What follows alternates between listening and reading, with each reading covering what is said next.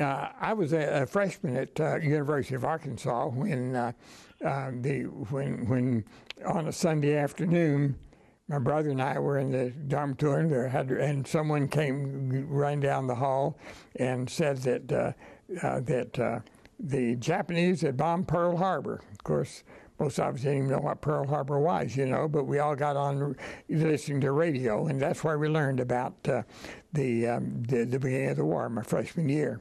Well, they suggested to us that we go into the reserve and would be called, So that's what I did in November of '42. I signed up for the Army Reserve and was called in to active duty there. I served in the 99th Infantry Division, and we were on the Western Front in Germany, the Belgian front. And it was in the winter of, the fall became pretty quickly the winter of 1944. And we were in the Ardennes forest. They had snow about 8 inches deep. And our foxholes were we had built bunkers type things over them, but it was. We had the snow in the cold and everything like that, so it was very difficult. We were in.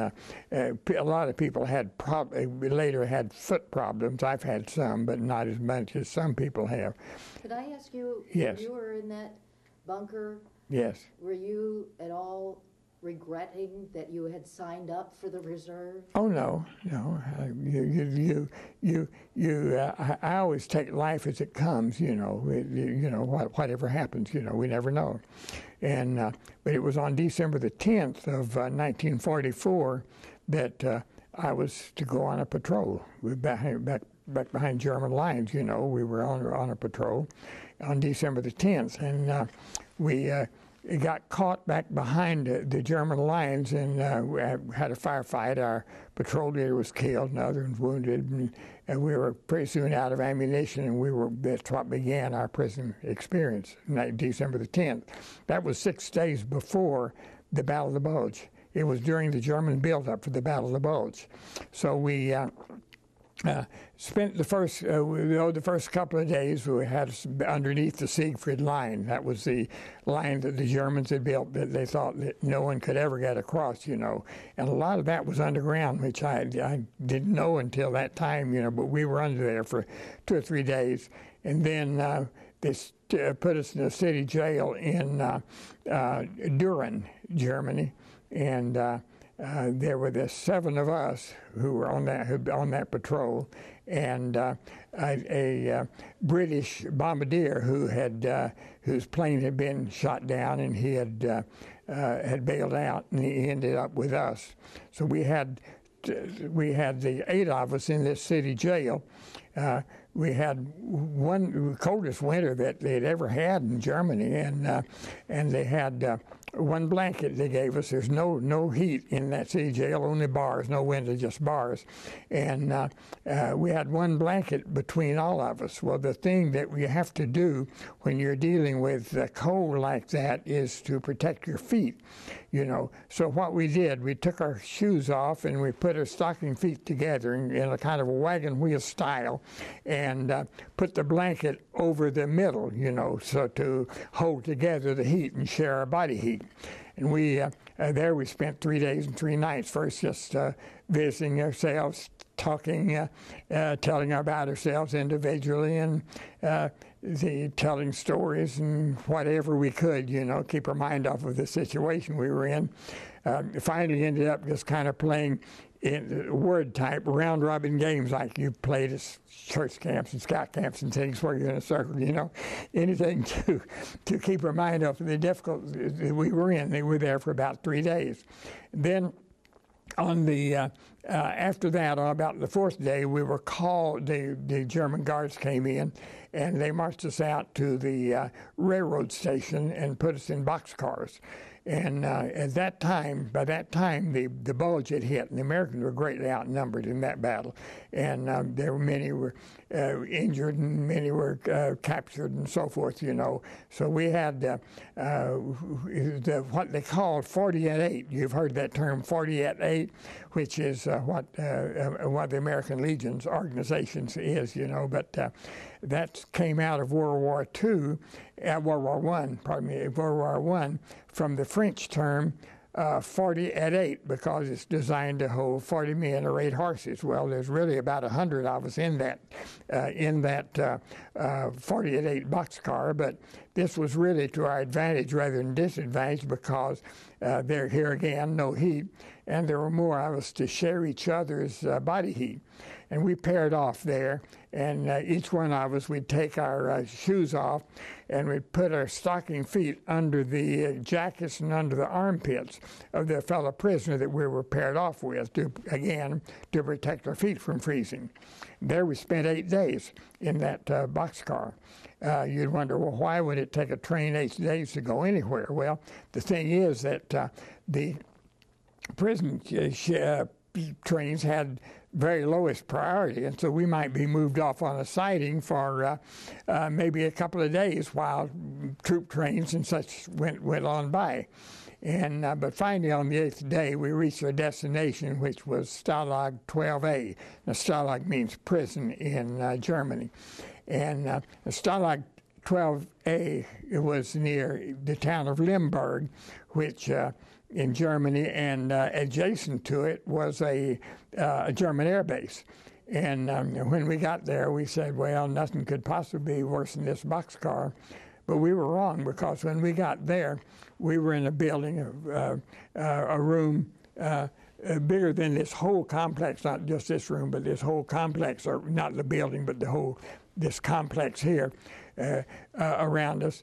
And we had... and yet we were so crowded there that we could not all lie down on the concrete floor without being crisscross over one another. And there was a tree in the corner of the building, but in order to get there, we had to crawl over the bodies of our fellow prisoners. But it really didn't help us much, because at that time the sewer pipes were frozen, and so our own waste matter just flowed back into the room where we were living and sleeping. And there it was on the night before Christmas Eve, we were bombed. Now, at that time, the Americans were bombing in the daytime and the Germans at night. The British at night. And so this bombing came from the RAF, the British. Now, their target, obviously, was the air base. It was next to us. But they had missed the target, and we had become it. Now, when they made those night bombings, the first planes that would come over would drop flares. And then where the flares were, the bombers would come, and they'd bomb where the flares were. Well, when we saw that we had flares on both sides of us, we knew that they had missed their target, and we had become the target. And it was within just seconds we were hit, bombed. Now, our building was not hit, but the building, all the windows were gone, blown out. But the building next to ours got a direct hit, and 40 American prisoners were killed. The next day was Christmas Eve. Well, you can imagine what a miserable Christmas it was. They were pulling the bodies of those killed in the other building out and so forth. But still somebody in our building somewhere was still trying to keep up the Christmas spirit, because they had created a sort of a Christmas tree somewhere, and it was really a dead limb with pieces of colored paper or cloth just tied to it to represent decorations. Then I heard in the compound, see, this was a large prison. It had a number of compounds all separated by barbed wire chain link fences. And we heard in one of the compounds, a bunch of men started singing the best known of the Christmas hymns, and that was Silent Night. Then you heard in another compound, you heard Silent Night. In another one. Pretty soon, all over the whole compound, you heard Silent Night, Holy Night. Always calm, always bright, That's the way we celebrated Christmas of 1944. There was no Christmas feast, hardly any food at all. But that's the way we celebrated Christmas for 44. Now, it was around the time of New Year's or shortly afterwards that they were shipping us out to different prisons, and I was shipped with some others to Stalag 3A, which was near Luckenwalde, Germany. And there for the first time we had bunks to sleep in. Now we had the upper bunk, the lower bunk, but also your bunkmate. You talk about bunkmate, you'd have two of you'd have the same bunk, be in the same bunk. You and another prisoner, and you had one blanket between you. Well, of course, that had an advantage because two of you sleeping there together under the same blanket could share each other's body heat. But at the same time, we shared each other's lice because we were all lice infested by that time. So our menu for breakfast, we had the guards called coffee, that kind of thing, is boiled wood. And for lunch, we had a third of a canteen cup full of boiled kohlrabi. Now, kohlrabi is a kind of an overgrown rutabaga. And for the evening meal, we had one loaf of bread divided among 10 men. Now, that's the total menu for the day. Well, you can imagine what it was like, that you have a bunch of men, get together, we'd be talking. You know what we talk about? Food. Always, we talk about food all day and dream about food all night. And it's interesting that how imaginative some of those guys would get. They wouldn't talk about meat and potatoes and that solid stuff. They'd talk about fancy things that their wife or their mother made, and all that. I remember we had one guy. He's from he's from Illinois, but he had a penchant apparently for peanut butter. Everything he'd talk about, his wife, they'd make that peanut butter, and he said, one time he said, I was talking about rabbit stew his wife made. I said, well, here's something, not going to have any peanut butter. But he got all the way through and said, oh, yeah, and when you finish, put a great big glob of peanut butter on. Just the imagination just ran wild.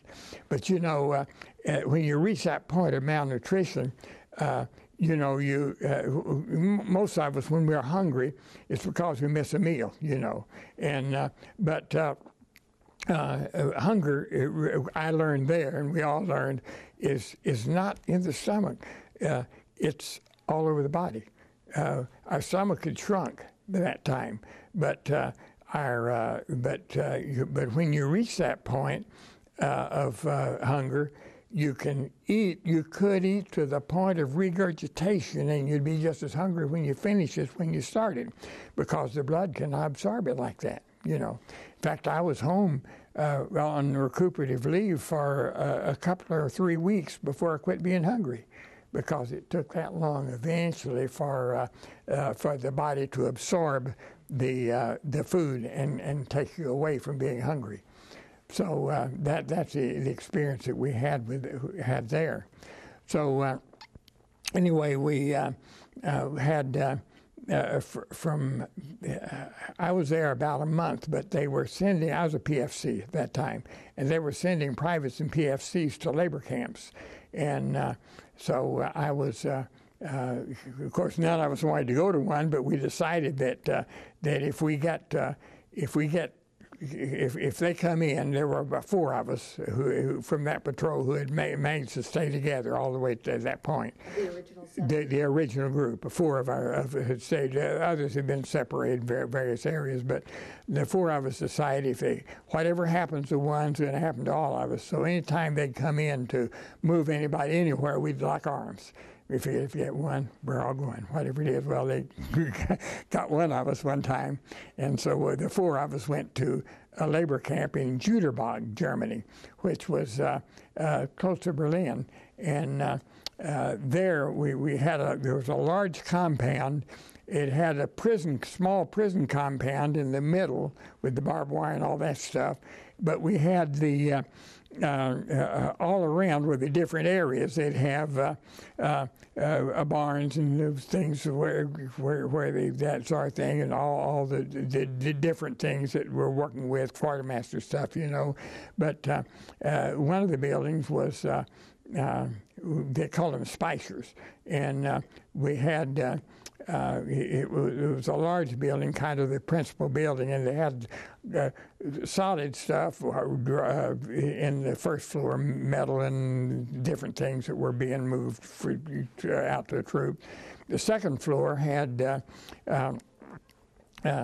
raw rye, and a big raw rye, and they'd have different prisoners with large wooden shovels would be shoveling rye to keep the keep it from getting spoiling and whatever happens under those things. So you'd move that mountain of rye from one way to the other, and then when they got there, they'd start shoveling it back different ways. But on the third floor, they had the really good food, some really good stuff that they were doing. So of course, the first thing we wanted to know was we got to figure out a way to swipe some of that stuff and get it into our prison. Of course, they'd search us, when we go back in, But they assigned us to different areas. We had one guy who was in there. There were about 50 of us in that prison area, but we had one who had been they let him out of prison in Philadelphia to go in the military. That's how hard up they were, But he was in there for larceny, and he really had the skills that we needed. So we among ourselves, we elected him our leader, And he started telling us ways of, ways he used to get in there and say, well, this way we used to fool the cops back in Philly, and all that. They called it his redhead fellow, and his last name was Martin. I don't remember his first name. It's Red Martin. That's what everyone called it, Red Martin. So anyway, when they assigned each of us to, after we had come in, we replaced a group of French prisoners that were in there, were on that labor thing. So we all came in about the same time. So when they started assigning us to different areas, they assigned some of the big tough guys, like farmer athletes and so forth for the barn where they got to do that heavy stuff, and different things. But for this warehouse thing on the third floor, I'm not sure what they're doing, but I think they were looking for honest faces. They'd look us in the eyes, and pick up to assign us to that area, and they it so happened that Red Martin and I both had honest faces, and both of us were assigned to that warehouse crew. Well, there was a dumb waiter, that's an elevator type thing, that went from the first floor, the second floor, the third floor. And the third floor, of course, was that good stuff. And one thing that we would try to do and of course, when they search us, when it's over, they'd search us. Well, they gave the bigger search. The guys that were working in the in the barns and some of that stuff. Who'd steal hay, and so they didn't get much of a search. But we got a real search because they were. They knew we were working with the good stuff, But what we'd do if we got a hold of something, and the guard wasn't looking, we'd put in that dumb waiter, and we'd run it down to where they were shoveling that stuff, and we'd that rye, and they'd keep an eye on it, and see the thing come down, get down there. When a guard wasn't looking, they'd shove it in there and bury it in the rye, and then when they got a chance, take it out. But there's also a latrine between an outdoor latrine between the prison compound and this thing, And we would, so any time that someone from the warehouse crew got a hold of something and was able to get it out, they'd take it to the latrine. And people in other areas, they'd see someone at the latrine, and they go into the latrine. They go in and pass it on to someone who's working in a very sensitive area, to someone who's working with stuff that's not that nobody wants, So that would help, But now the way we'd steal, we'd have to go into the go through this search when it was over, but. the way we'd smuggle, for example, you know, we had our combat boots. We'd have the clothes that would snug in that. Well, you know, you'd shove it in, drop in the food, you know, and lodge it down there, you know, to go through a search because they'd search all that. Well, that worked for quite a while until one day, one of the guys we got through a search, and one of the guys had snagged his trouser down there. And things would have been all right, except that day we happened to stone oatmeal. And so we finished that, and it walked off, and there was a trail of oatmeal. Just started following the guys around. They said, come is he off, come is he off. And they just started saying, well, anyway, that ended that. It was not a good place. But the armpit, now I'll tell you, you'd be surprised how much food you can put under your armpit, you know. And we to go through a search, and we'd take this out and open up like that, and they wouldn't catch food that was in the armpit. So that was the armpit was a great place to steal. Something to always remember if you ever get in that situation. Anyway, so heat it up at the same time. Yeah, so that's so that was the other one. We get through there. Well, anyway, those were ways that we would do that, and then but we have to go through these searches. But one day we were working in one area, and another thing we do, they'd have at night. We were in the pathway from the RAF on the way to Berlin, and they marched us into the basement of this warehouse area at night. And for the air raid, we weren't ever bombed there, but we get under there. But you'd pass by the latrine, so if we weren't able to pass it on someone, you'd bury it. You see, there's dirt thing, just bury it there, and then when they had the air raid, you just go in and you reach in and take it back, because it's pitch dark, and they don't even know you're not down there. You rejoin them when they go back, and you don't get searched. Well, that was another way that would work.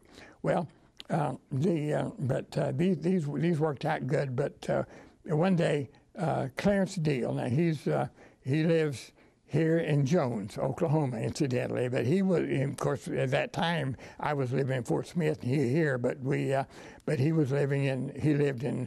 He's the brother of Cott Deal, the baseball player you've heard about. And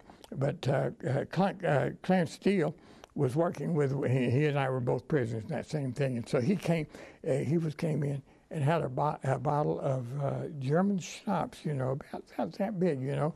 And I was walking in, and you know, at that time, most things were packed at that time in breakable things in not now, but in wooden crates when they were stuffed with straw.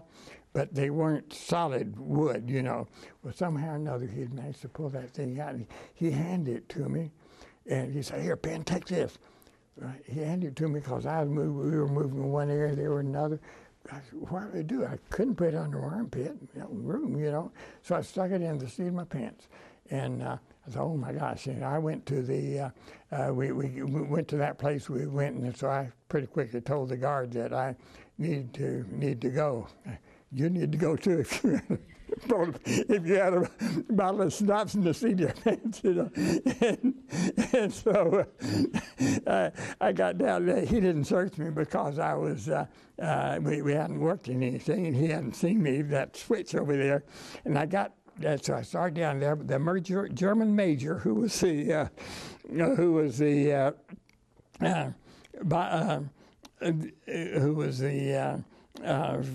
commandant of that thing, he knew I had something. I was going to the latrine to bury it, you know. He called me back, come is he off? And I go, oh my gosh, I'm going to be seeing myself from the firing squad the next day. He called me back, and he started searching me everywhere. He made me take off my jacket, everything, except the seat of the pants, everything. I went there, and when I hit the latrine, I just fell on the floor. I was so much in shock, and lay there a little while to recover, and then I buried it. That night we had an air raid, which we're always doing. So I dug it up, and we came back in, and I pass it around. I'm not a drinker of that stuff, you know. I mean, and yet I was the one who stole it and got it down there, and they gave everybody a sip. And just with one sip, everybody was singing, you know. I mean, but the condition we were in physically, you know, and they were all singing and everything. And we buried these. We dropped the bottle into our own sink, and we all had diarrhea then, so it just sunk down there, you know, and the evidence was gone. And but anyway, at that time, Red Martin, he was the criminal from. He decided I had talent, and he really started working with me. And you know, he figured I can teach you. In fact, he told me if I'd come to Philadelphia after the war, he'd have a job for me, and he'd tell me all these things, you know. And he said, "Now, Penn, I'll tell you one thing. If you ever get a chance to steal something, it doesn't make any difference if you need it or not, or want it or not, steal it. Say if you don't, you lose your nerve and you get caught." Well, a couple of days later, we were working with some of the metal stuff and all that, you know, and I was unpacking some boxes of what were they're little heat things that had little tablets that would burn, that would heat a cup of coffee or a soup, not to cook, and it had those little things in there. Hunters used them, and that sort of thing used them, and you'd pull the metal up, and it would sit. The little bottle or can would sit on top of it and heat it, you know. Well, there's nothing we needed less than that, you know. I mean, just imagine heating up something, sitting in there with guards coming in and out of your compound, you know. I mean, nothing we needed less than that. And yet it came to my mind, Penn, if you ever got a chance to steal something, it doesn't make any if you need it or not want it, steal it. If you don't, you lose your nerve and you get caught. And I took that, and there wasn't a guard around. And I stuck it under that case of them, about 24 of them. I stuck it under my jacket. The guard wasn't around at all because we weren't dealing with that good stuff, you know. And stuck it under and went over the latrine and buried it. And that night in the air raid, I went into the latrine and came out there and got back to after we came back in. Of course, they didn't search us after the air raids. They didn't know that we were doing that. And when we got back, I couldn't wait to tell Red Martin. I had to open. I said, Red, you remember you told me if you ever get a chance to steal something, it doesn't make it if you need it or want or not need it. If you don't, you lose your nerve and you get caught. And he said, that's right. And I said, look what I stole. I mean, I was so proud. And he said, oh, my gosh, how in the world you get that? And I said, don't tell me how. Ask me how I got it. Just tell me what we're going to do with it. He said, well, let's just pass them out among the men. So we passed those things out among the men, you know. And we had one guy who was in our prison compound, named Donahoe, which is an Irish name, but his mother was German, and first-generation German. He spoke German. And over all these years, the months, he was our interpreter. He would be the interpreter between the guards and us, and he also was a listener who would listen to what was being said. And he came in and said, they ran an inventory. I say one thing, the Germans were great on inventory. I mean, I think you could steal a boxcar from the Americans, they wouldn't know it, but steal a can of something from the Germans and they catch it on inventory. And they run the inventory and they're missing this case and they're going to run the search. And so what we do, let's just all get between us, get them in and drop them in the latrine. We dropped them in the latrine. The evidence was gone, you know. But anyway, with that thing, he gave me one of the greatest honors I've ever received. He gave me the nickname Stealing Blind Woods. Now don't laugh. I mean, that would be like Babe Ruth or Joe Louis calling you slugger. I mean, they were professionals. This came from a professional thief. I mean, to give me the nickname Stealing Blind, you know, so in academic circles, it'd be like an honorary degree, you know. We had something on our mind all the time. We were always plotting. How are we going to do this? How are we going to do that? I mean, one thing that we had been plotting up to that time, we knew where some meat was. If we could ever get that out to where we can get it get buried in there. We really live it up. So it was on the 19th of April of 1945 that we had managed to get a hold of some and have it buried in the latrine, and couldn't wait until the next day, till that night that they'd have an air raid, you know, and we'd get in and pull it out. But that night there was no air raid, and didn't get there. The next morning was April 20th, and that was Hitler's birthday, April 20th. It was Adolf Hitler's birthday.